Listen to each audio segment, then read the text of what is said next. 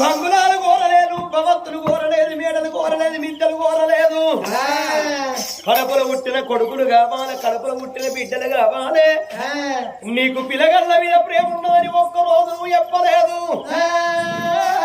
మనసి ఇంట్లో గెలిచి రచ్చ గెలవన్నో అంటారు, రచ్చ గెలిచి రాజ్యమేనన్నో అంటారు. నువ్వు నా అర్థాంగివి, ఏది కోరుకుంటే గదిస్తారు. నేను నీకు వాగ్దానం చేసిన